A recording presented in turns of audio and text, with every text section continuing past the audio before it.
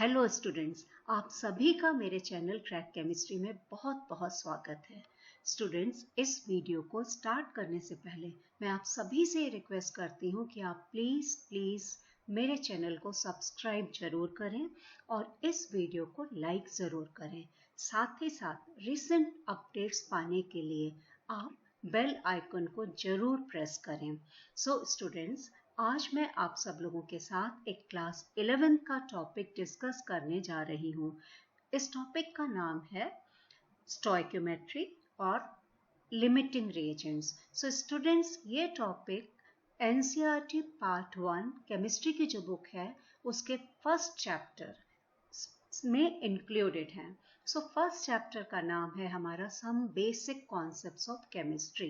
Students, एक चीज़ मैं आपसे यहाँ जरूर डिस्कस करना चाहूँगी कि ये जो टॉपिक है ये हमारे क्लास 11 के लिए, साथ ही साथ क्लास 12 के लिए और आपके जितने भी कॉम्पिटिटिव एग्जाम्स हुए, नीट हुआ, जेईई हुआ और जितने भी कॉम्पिटिटिव एग्जाम्स हैं उन सभी के लिए ये बहुत ज़्यादा ज़रूरी है।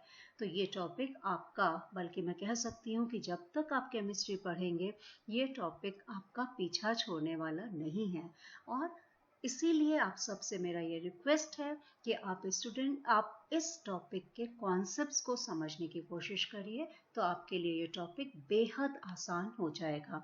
तो अब हम सबसे पहले देखते हैं कि इस टॉपिक में हम पढ़ेंगे क्या क्या। हम देखते हैं कि हम क्या आज पढ़ेंगे।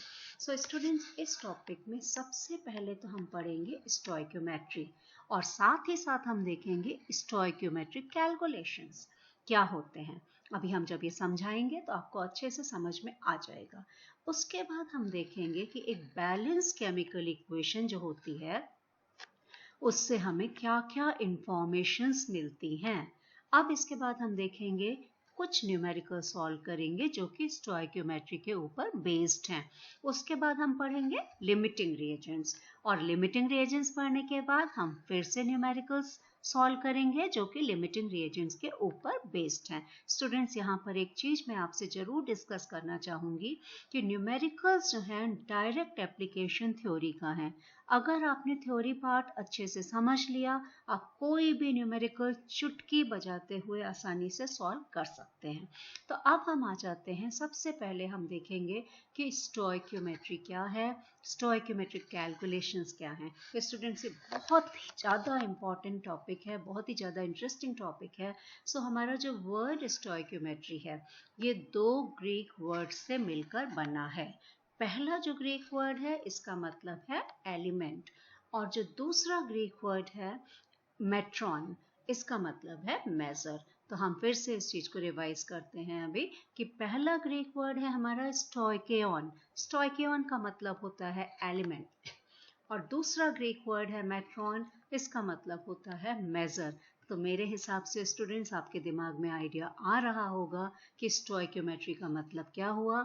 स्टोइक्योमेट्री में हम क्या करते हैं, stoichiometry deals with, we can write here कि stoichiometry deals with what stoichiometry deals with the calculation of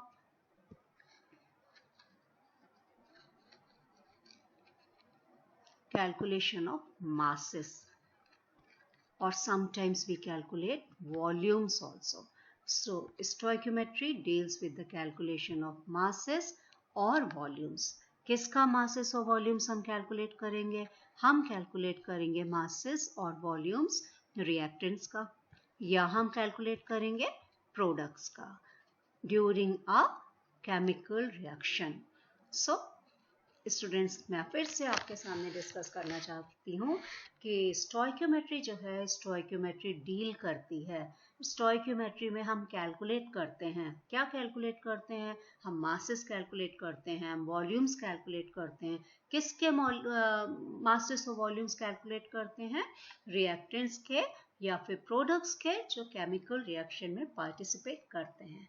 तो स्टूडेंट्स, मुझे लग रहा है आपके दिमाग में आ रहा होगा कि कितनी इंटरेस्टिंग चीज़ है।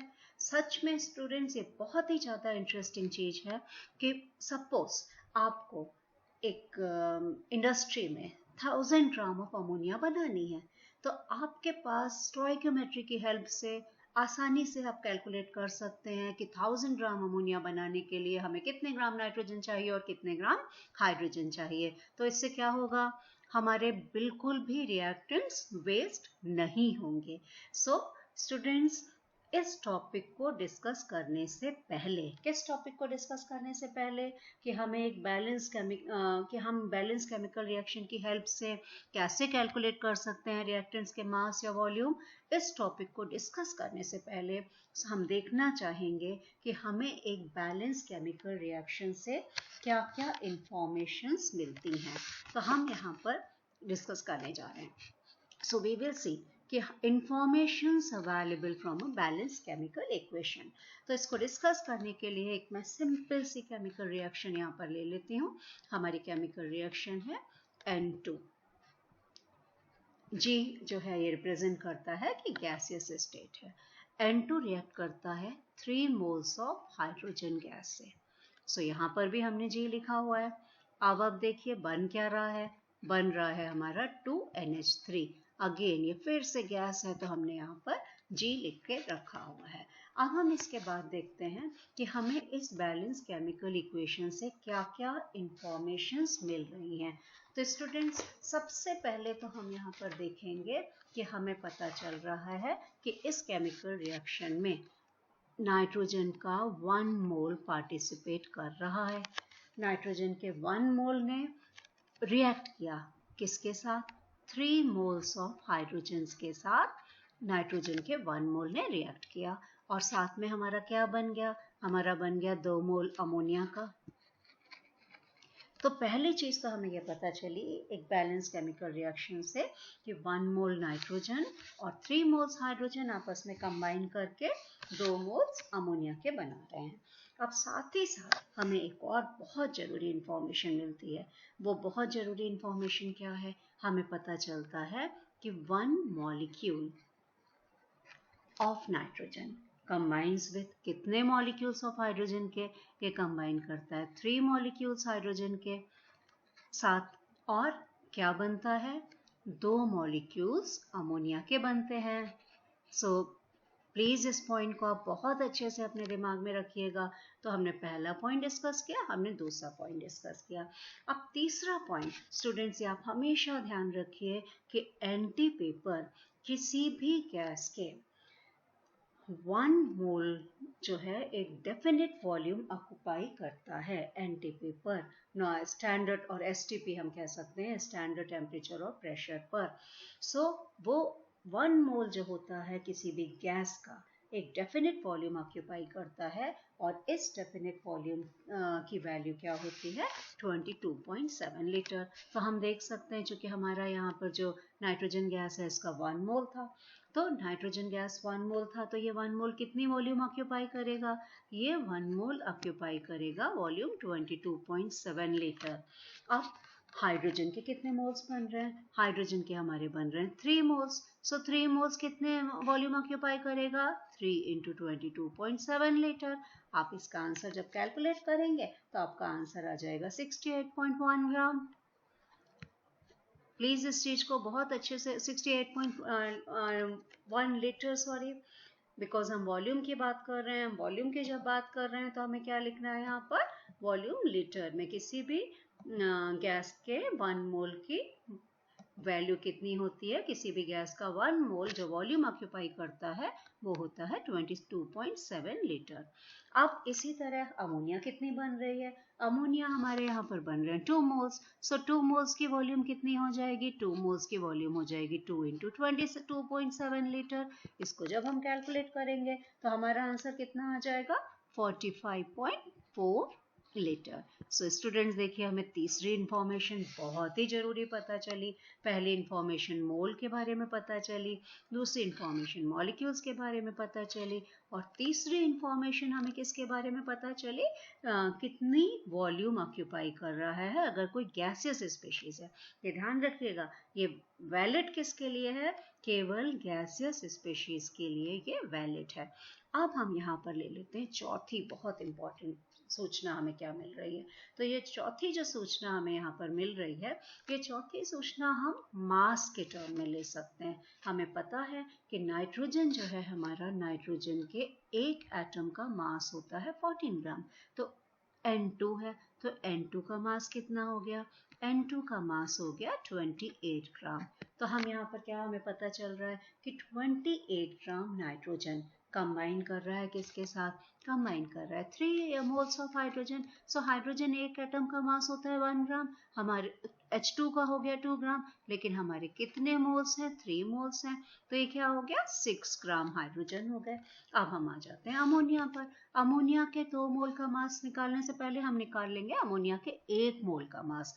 अमोनिया में नाइट्रोजन एक एटम होता है जिसका एटॉमिक मास होता है 14 ग्राम, और हाइड्रोजन का एटॉमिक मास 1 होता है, लेकिन 3 हाइड्रोजन एटम्स हैं, तो 14 + 3 कितना हो गया? 17 ग्राम, 17 ग्राम। एंड 17 ग्राम अमोनिया जो है मास है 1 मोल का। तो 2 मोल्स का मास कितना हो गया? 2 मोल्स का मास हो गया 2 × 17, that will be equal to 34 gram. So students, मुझे उम्मीद है कि आपने ये चारों इंफॉर्मेशन आपको बहुत अच्छे से समझ में आ गई कि एक बैलेंस केमिकल इक्वेशन से हमको क्या क्या सूचनाएं मिलती हैं। इसके साथ एक और बहुत ज़रूरी चीज़ मैं यहाँ पर आपके साथ शेयर करना चाहूँगी। वो चीज़ क्या है कि अगर हमें इन चारों इंफॉर्मेशंस के बेस पे हम कंक्लूड कर रहे हैं कि अगर हमें मास पता है, किसी भी रिएक्टेंट या किसी भी प्रोडक्ट का मास पता है, तो हम मास को क्या कर सकते हैं? मोल्स में कन्वर्ट कर सकते हैं, अभी अभी हमने देखा। और अगर मास पता है, मोल्स हम कन्वर्ट कर सकते हैं, मोल्स पता है, हम इसको नंबर ऑफ मॉलिक्यूल्स में भी कन्वर्ट कर सकते हैं। सो स्टूडेंट्स, ये बहुत ही ज़रूरी चीज़ है। अगर ये पॉइंट आप अपने दिमाग में बिठा कर रखते हैं तो कोई भी क्वेश्चन सॉल्व करना आपके लिए बेहद आसान हो जाएगा। इसके साथ साथ मैं यहाँ पर एक और रिलेशनशिप देखना चाहूँगी, जो कि है density. Density is equal to mass by volume. So ये चीज़ें स्टूडेंट्स आप प्लीज़ हमेशा अपने दिमाग में बिठा कर रखिएगा। मैं आपको यकीन दिलाती हूँ कि आपके लिए चीज़ें बेहद इंटरेस्टिंग हो जाएंगी। सो अभी अभी हमने देखा कि हमें एक chemical information, balance chemical equation से कितनी इंफॉर्मेशंस मिलती हैं। पहला हमें मिल जाएगा कि मोल्स के फॉर्म में, दूसरा हमने देखा कि हमें मॉलिक्यूल्स के फॉर्म में मिल जाएगा, तीसरा हमने देखा कि वॉल्यूम के फॉर्म में मिल जाएगा, और चौथा हमने देखा कि हमें इंफॉर्मेशन मिल रही है मास के फॉर्म में। सो अब आप देखिए, सिंपल सा एक मैं आपसे यहाँ पे कैलकुलेशन आपके साथ डिस्कस कर रही हूँ। हमें यहाँ पर दिख रहा है कि हमें अगर 34 ग्राम अमोनिया बनानी है तो उसको बनाने के लिए हमें कितने चाहिए? 28 ग्राम नाइट्रोजन चाहिए और 6 ग्राम हाइड्रोजन चाहिए। तो स्टूडेंट्स हमेशा इस पॉइंट को दिमाग में बिठा कर रखिए, अगर आपके पास 28 ग्राम नाइट्रोजन है, 6 ग्राम हाइड्रोजन है, ये आपस में मिलकर कितनी अमोनिया प्रोड्यूस करेंगे? 34 ग्राम अमोनिया प्रोड्यूस करेंगे। तो मेरा क्वेश्चन है कि अगर आपको सपोज 340 ग्राम अमोनिया प्रोड्यूस करनी है तो आपको रिएक्टेंट और प्रोडक्ट भी 10 टाइम्स चाहिए, मतलब 280 ग्राम नाइट्रोजन, 280 ग्राम नाइट्रोजन और 60 ग्राम या 60 ग्राम हाइड्रोजन आपको चाहिए। मैं उम्मीद करती हूँ कि आपको बहुत अच्छे से ये सारी चीज़ें समझ में आ गई हैं। सो इसी चीज़ को मैं एक बार फिर से समझाना चाहती हूँ एक दूसरा एग्जाम्पल लेके। यहाँ पर स्टूडेंट मैं एक एग्जाम्पल ले रही हूँ, C+O2। कार्बन होगा सॉलिड स्टेट में, यहाँ पर तो S लिख लिया, O2 ऑक्सीजन हुई गैसियस स्टेट में, और CO2 बनी तो ये भी हुई गैसियस स्टेट में। सो बिल्कुल उसी कॉन्सेप्ट को जो अभी हमने डिस्कस किया था हम यहाँ पर डिस्कस कर रहे हैं फिर से। कार्बन का हमारा 1 मोल है, ऑक्सीजन का क्या हुआ? 1 मोल हुआ, 1 mole of oxygen gas, and CO2 भी हमारी यहाँ पर 1 मोल बन रही है।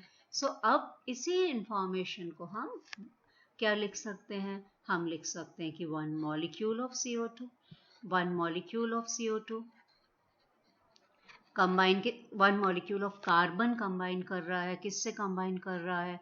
1 मॉलिक्यूल ऑफ ऑक्सीजन के साथ कंबाइन कर रहा है। तो जब ये 1 मॉलिक्यूल ऑफ ऑक्सीजन के साथ कंबाइन कर रहा है तो तो हमारा बन क्या रहा है?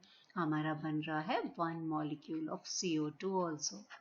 अब इसी को अगर हम गैस के फॉर्म में लेंगे तो ये कार्बन के लिए एप्लीकेबल नहीं है क्योंकि गैस नहीं है, लेकिन इस रिएक्शन में ऑक्सीजन की कितनी वॉल्यूम ऑक्यूपाई हो रही है, इन्वॉल्व हो रही है 22.7 लीटर, बिकॉज ऑक्सीजन का 1 मोल है। इसी तरह CO2 की कितनी वॉल्यूम ऑक्यूपाई हो रही है, ये भी 22.7 लीटर है क्योंकि CO2 का भी हमारा 1 मोल है। अब इसी तरह हम इसको मास में कन्वर्ट कर सकते हैं। कार्बन के 1 मोल का मास कितना होता है? 12 ग्राम होता है। ऑक्सीजन मॉलिक्यूल के 1 मोल का मास कितना होता है?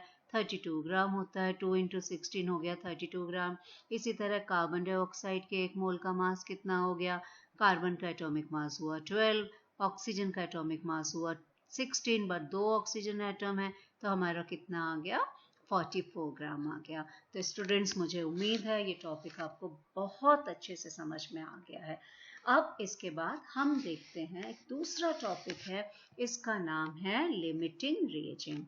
सो स्टूडेंट्स, लिमिटिंग रिएजेंट क्या होता है, इसको आप ध्यान से देखें तो आपको नाम से ही समझ में आ रहा होगा कि ये ऐसा रिएजेंट है जो कहीं पे जाके कुछ लिमिट कर रहा है। तो स्टूडेंट्स, क्या होता है, बहुत बार केमिकल रिएक्शंस जो हम कैरी करते हैं, सपोज अगेन फिर से हम एक सिंपल सा एग्जांपल C+O2 = CO2 ले ले रहे हैं।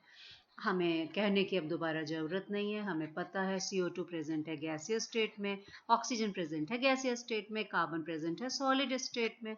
तो क्या है, इस रिएक्शन को आप ध्यान से देखो तो आप देखोगे अभी अभी हमने डिस्कस किया था कि 1 मोल कार्बन कंबाइन कर रहा है 1 मोल ऑक्सीजन के साथ, और क्या बन रहा है? 1 मोल CO2 बन रहा है। इसको अगर हम मास के फॉर्म में ले लें तो हम क्या करेंगे?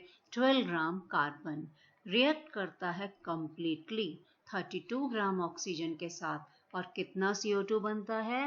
कार्बन का 12 प्लस ऑक्सीजन का 2 × 16, I am writing here, so 12 plus 2 × 16, कितना हमारा CO2 बना? 44 ग्राम CO2 बना। सो स्टूडेंट्स, अब मुझे यहाँ पर आपका बहुत ज़्यादा अटेंशन चाहिए। आप ध्यान से देखिए, इस रिएक्शन के ये बैलेंस केमिकल रिएक्शन है। इस रिएक्शन के हिसाब से 12 ग्राम कार्बन कंप्लीटली रिएक्ट करने के लिए उसको चाहिए 32 ग्राम ऑक्सीजन।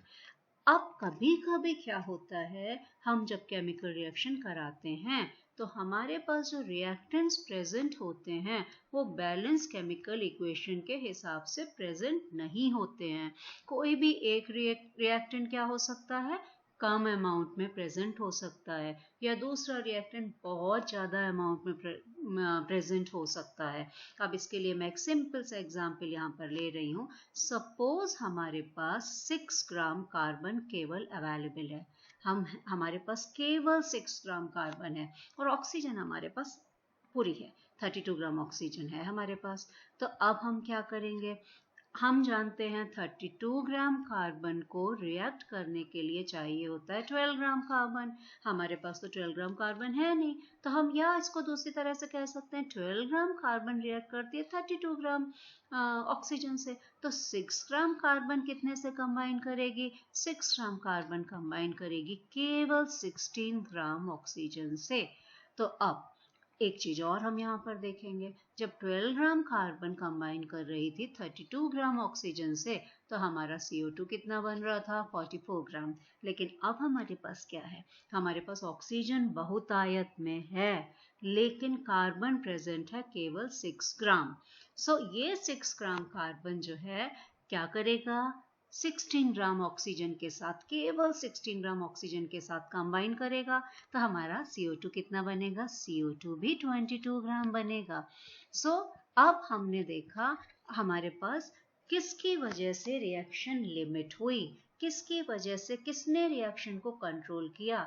उस रिएक्टेंट ने which was present in lesser amount. कौन सा रिएक्टेंट प्रेजेंट था लेस अमाउंट में?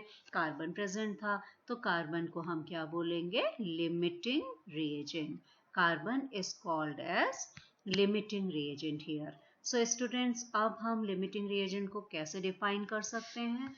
वो रिएक्टेंट जो कम अमाउंट में, लेस अमाउंट में एक रिएक्शन के दौरान प्रेजेंट होता है, यही रिएक्शन के प्रोडक्ट को डिसाइड करता है।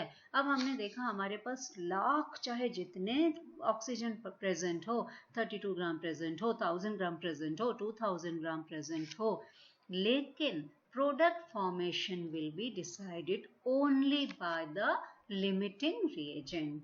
सो अब क्या हुआ, हमारी जो है अनरिएक्टेड रह गई ऑक्सीजन। हमारे पास ऑक्सीजन थी 32 ग्राम, 32 ग्राम में से कंबाइन हो गई 16 ग्राम। कितनी अनरिएक्टेड ऑक्सीजन बच गई? हमारे पास अनरिएक्टेड ऑक्सीजन बच गई। क्या आप बता सकते हैं? Unreacted oxygen will be equal to 32 minus 16, that will be equal to 16 gram. Students, मैं उम्मीद करती हूँ कि आपको ये बहुत अच्छे से समझ में आ गया होगा। अब हम इसके बाद इसी टॉपिक पे बेस्ड कुछ क्वेश्चंस को सॉल्व करते हैं। आप जरूर, मैं उम्मीद करती हूँ इन क्वेश्चंस को सॉल्व करने में you will be enjoying. So calculate the amount of carbon dioxide that could be produced when. पहले हम सॉल्व करेंगे पहला क्वेश्चन। पहला क्वेश्चन क्या है? 1 mole of carbon is burnt in air. So पहला क्वेश्चन, जब 1 mole of carbon is burnt in air, हम लिखेंगे C solid plus oxygen physical state आप जानते हैं, बार बार मुझे बताने की तो जरूरत है नहीं। उसके बाद क्या बना? हमारा बना CO2 गैस। अब स्टूडेंट्स, एक चीज आपको बहुत ध्यान से यहाँ पर देखनी है। अगर अमाउंट पूछ रहे हैं तो आपको मास की फॉर्म में लिखना पड़ेगा। सो क्या पूछ रहे हैं? एक 1 मोल कार्बन का बर्न होता है, तो कार्बन चूंकि मोल की फॉर्म में दिया है तो मैं यहाँ पर 1 मोल ले लेती हूँ। 1 मोल कार्बन के साथ क्या बन रहा है हीट करने पर? एयर मतलब ऑक्सीजन हमारे पास अबंडेंस में प्रेजेंट है।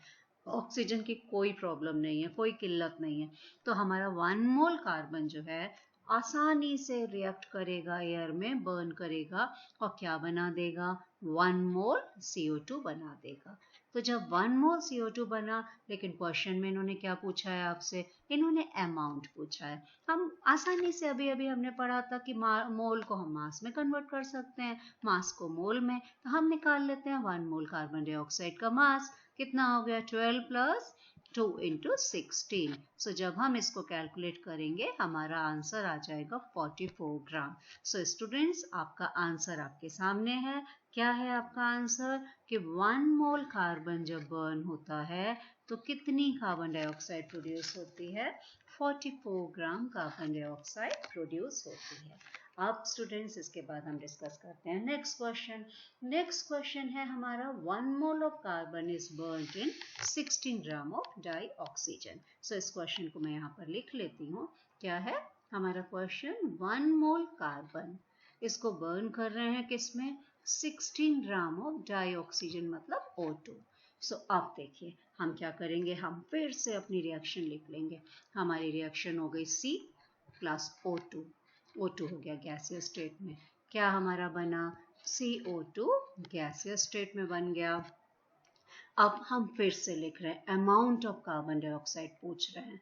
So amount of carbon dioxide पहले तो हम यहाँ पे लिख लेते हैं। क्या लिख लेंगे हम लिखेंगे कि हमारे पास कितना कार्बन है। स्टूडेंट्स, हमारे पास कार्बन है 1 मोल, ऑक्सीजन मॉलिक्यूल भी है हमारे पास 1 मोल, और कितना CO2 बन रहा है? CO2 भी बन रहा है 1 मोल।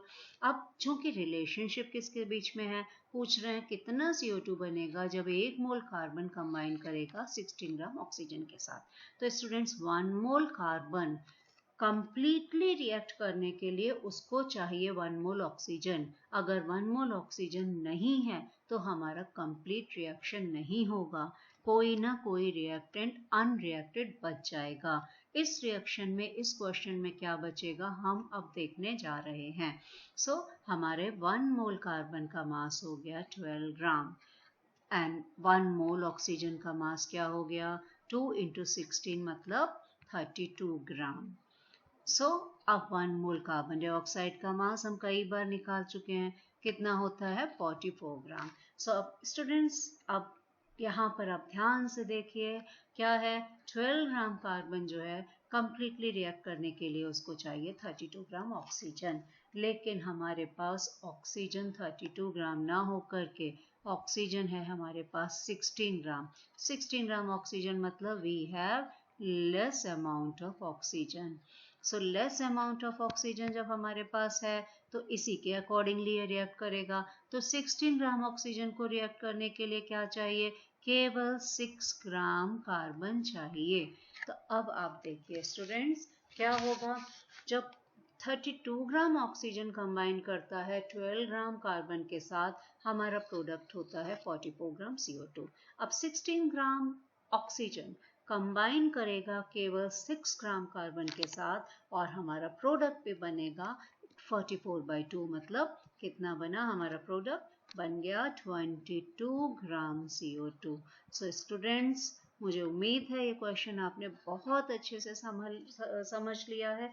इसी तरह से आपको और प्रैक्टिस करनी है। जब आप और क्वेश्चंस करेंगे आपके कॉन्सेप्ट्स क्लियर होते जाएंगे। सो आप हमेशा ध्यान रखिए कि न्यूमेरिकल्स केवल थ्योरी का एप्लीकेशन होते हैं। सो एक चीज और मैं यहाँ पर फिर से रिवाइज करना चाहूंगी। हमने अभी अभी देखा कि लिमिटिंग रिएजेंट क्या होते हैं। हमेशा आप ध्यान रखिए कि किसी भी केमिकल रिएक्शन के दौरान ज़्यादातर ऐसा होता है कि हमारे रिएक्टेंट्स जो हैं एक बैलेंस केमिकल रिएक्शन वाले रेशियो में नहीं प्रेजेंट होते हैं। कोई रिएक्टेंट कम अमाउंट में प्रेजेंट हो सकता है, कोई रिएक्टेंट ज़्यादा अमाउंट में प्रेजेंट हो सकता है। तो जो रिएक्टेंट कम अमाउंट में प्रेजेंट है वो कंप्लीटली रिएक्ट कर जाएगा बैलेंस केमिकल रिएक्शन के रेशियो के हिसाब से, और जब ये खत्म हो गया रिएक्शन रुक गई। अब जो दूसरा रिएक्टेंट ज़्यादा प्रेजेंट था, चाहे जितना ज़्यादा प्रेजेंट रहे, रिएक्शन नहीं होगी। तो लिमिटिंग रिएजेंट कौन सा हुआ रिएक्टेंट? वो रिएक्टेंट जो कि कम अमाउंट में प्रेजेंट है, और दूसरा हमारा बच जाएगा जो ज़्यादा अमाउंट में प्रेजेंट था, वो रिएक्टेंट बच जाएगा अनरिएक्टेड फॉर्म में। सो अब इसके बाद हम देखने जा रहे हैं स्टूडेंट्स एक दूसरा क्वेश्चन हम देख रहे हैं यहाँ पर। दूसरा क्वेश्चन है हमारा, ये एनसीईआरटी बुक का आपका क्वेश्चन है स्टूडेंट्स। आपको बहुत ज़रूरी है एनसीईआरटी के सारे क्वेश्चंस को सॉल्व करना।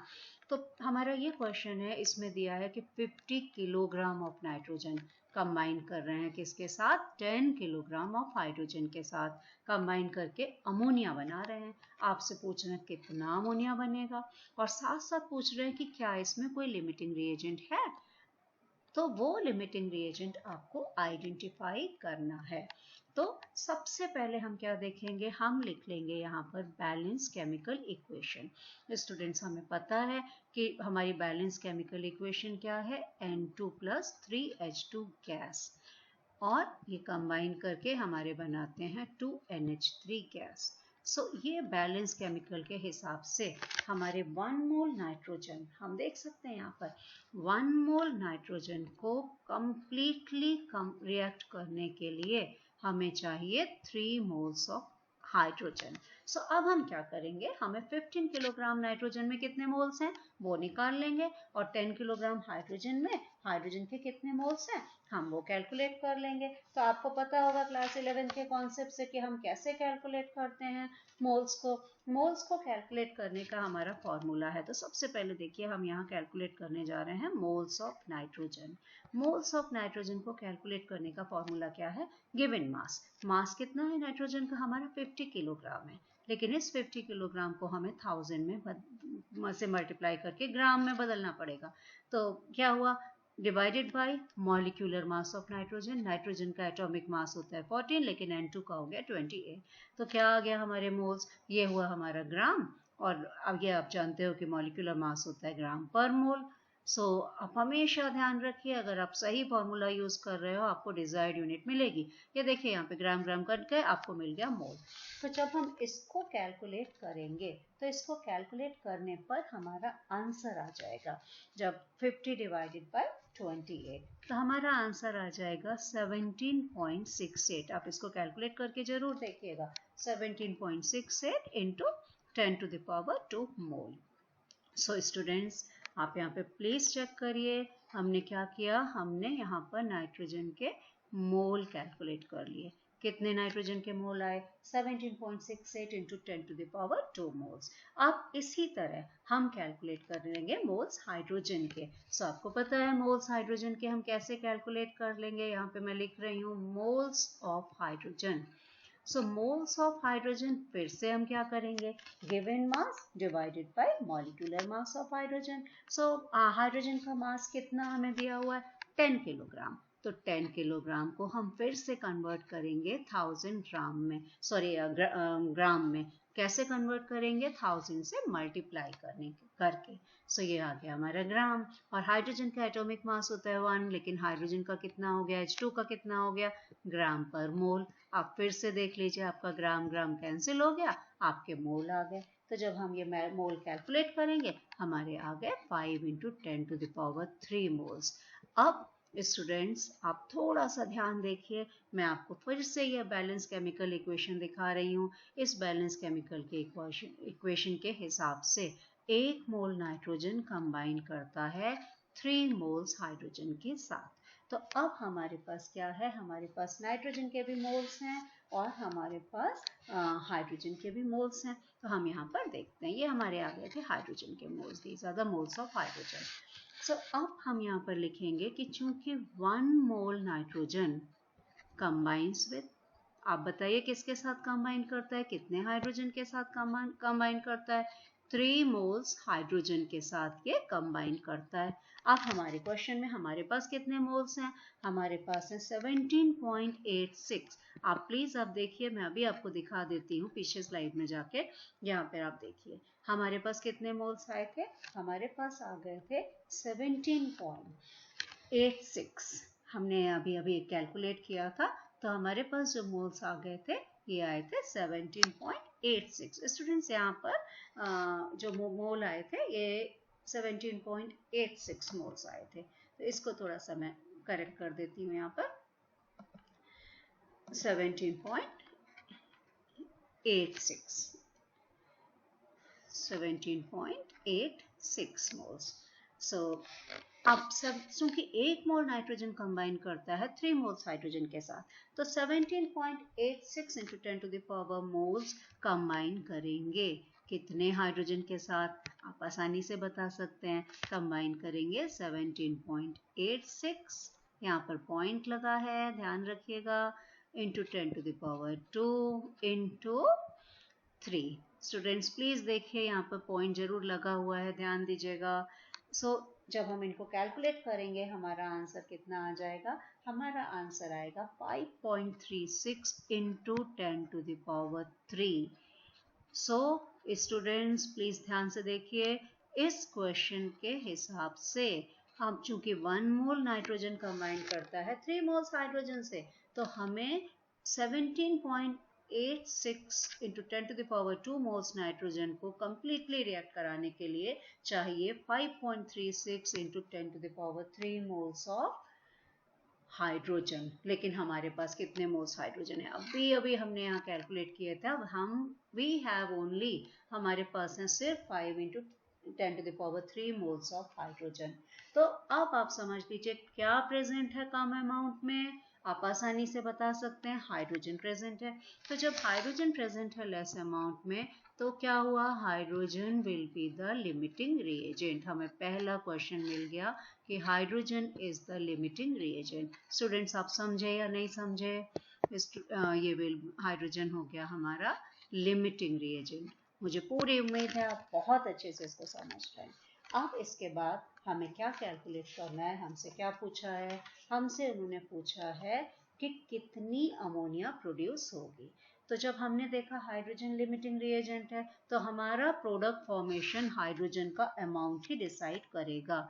तो क्वेश्चन अपनी बैलेंस केमिकल के इक्वेशन के हिसाब से हमें पता है कि जब हमारे पास 3 मोल हाइड्रोजन होता है तो कितनी अमोनिया बनती है, 2 मोल्स अमोनिया बनती है। ओके, लेकिन हमारे पास है कितना हाइड्रोजन, हमारे पास है केवल 5 × 10⁻³ मोल्स हाइड्रोजन है हमारे पास।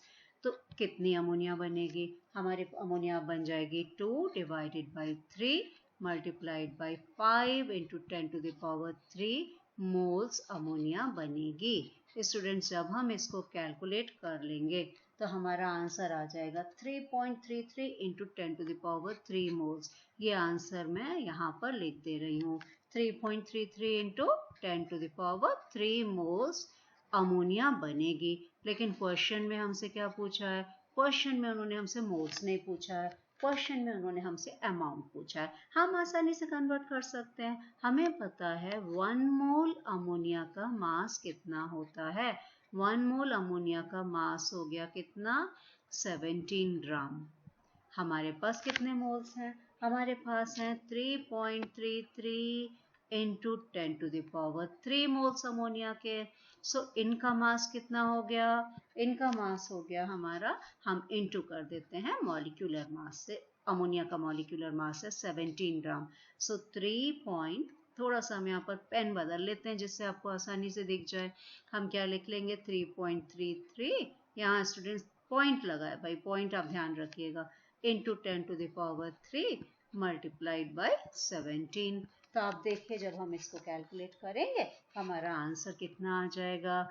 56.61 into 10 to the power 3 gram ammonia आ गया। हमारा ये आंसर आ गया ग्राम की फॉर्म में। क्या आंसर आया? कितने ग्राम आया? 56.61 into 10 to the power 3 gram ammonia. इसी को स्टूडेंट्स हम कर सकते हैं क्या? किलोग्राम की फॉर्म में। सो जब किलोग्राम की फॉर्म में लिखेंगे हमारा आंसर क्या हुआ? 56.61 इंटू 56.61 किलोग्राम। सो स्टूडेंट्स मुझे लगता है ये आंसर आपको, ये क्वेश्चन आपको बहुत अच्छे से समझ में आ गया। आपने देखा, देखने में तो ये था बड़ा लंबा चौड़ा क्वेश्चन, जब हम सॉल्व करने गए हम आसानी से सॉल्व कर पाए। हम इसको क्यों आसानी से सॉल्व कर पाए? क्योंकि हमारा कॉन्सेप्ट बहुत ज़्यादा क्लियर थे। अब स्टूडेंट्स हम देखेंगे कि आज हमने क्या पढ़ा। हमने आज पढ़ा, सबसे पहले हमने पढ़ा स्टोइक्योमेट्री एंड स्टोइक्योमेट्रिक कैलकुलेशंस। प्लीज आप याद करने की कोशिश करिए कि स्टोइक्योमेट्री जो होती है वो क्या करती है? वो डील करती है, इससे हम कैलकुलेट करते हैं रिएक्टेंट्स एंड प्रोडक्ट्स के वॉल्यूम कैलकुलेट करते हैं, मास भी प्रोडक्ट कैलकुलेट करते हैं। अब इसके बाद हमने और क्या देखा? हमने देखा कि एक बैलेंस केमिकल इक्वेशन से हमें क्या क्या इंफॉर्मेशन मिलती है। आपने देखा, आप याद करिए, आपको 4 बहुत जरूरी इंफॉर्मेशंस मिली थी। उसके बाद हमने न्यूमेरिकल सॉल्व किए, किसकी बेसिस पर? स्टोइक्योमेट्री की बेसिस पे न्यूमेरिकल सॉल्व किए। उसके बाद हमने बहुत ही इंटरेस्टिंग टॉपिक देखा, लिमिटिंग रिएजेंट्स, और उसके बाद हमने न्यूमेरिकल सॉल्व किए लिमिटिंग रिएजेंट्स के ऊपर जो बेस थे। स्टूडेंट्स ये टॉपिक इतना ज़्यादा इंपॉर्टेंट है, हमें इंडस्ट्रीज में बहुत ज़्यादा ज़रूरत पड़ती है। अगर हमें पता है कि हमें इतना ग्राम प्रोडक्ट चाहिए तो उसके लिए हमें कितने ग्राम रिएक्टेंट्स चाहिए, तो इससे हम क्या कर सकते हैं? हम वेस्टेज बचा सकते हैं। सो उम्मीद करती हूँ ये टॉपिक आपको समझ में आया। स्टूडेंट्स प्लीज ध्यान रखिए, ये टॉपिक 11th क्लास के लिए, 12th क्लास के लिए, आपके नीट एग्जाम के लिए, आपके जेईई एग्जाम के लिए, और जितने भी कॉम्पिटिटिव एग्जाम्स हैं सबके लिए बहुत ज़्यादा इंपॉर्टेंट है। आपको अपने प्रैक्टिकल में 11th क्लास में, 12th क्लास में ज़रूरत पड़ती है। और जैसा कि मैंने पहले कहा, आप जब तक केमिस्ट्री पढ़ेंगे ये टॉपिक आपका पीछा छोड़ने वाला नहीं है। सो अब स्टूडेंट्स इसके बाद हम क्या करते हैं? हमारा आज का टॉपिक कंप्लीट हुआ। मैं आपको बहुत बहुत धन्यवाद कहना चाहूँगी। Thank you so much students. Please subscribe my channel. मैं आगे भी आपके लिए बहुत ज़्यादा ज़रूरी चीज़ें लाती रहूँगी जो कि आपके न सिर्फ 12th के लिए, 11th के लिए और आपके कॉम्पिटिटिव एग्जाम्स के लिए बहुत ज़्यादा ज़रूरी होंगी। और साथ ही साथ मैं आपसे रिक्वेस्ट करती हूँ कि आप मेरे चैनल को ज़रूर सब्सक्राइब करें, इस वीडियो को लाइक करें और बेल आइकन को दबाना बिल्कुल ना भूलें, जिससे आपको लेटेस्ट अपडेट्स मिलते रहेंगे कि अब मैं अगले वीडियो में क्या देने जा रही हूँ। So thank you so much. Have a nice day.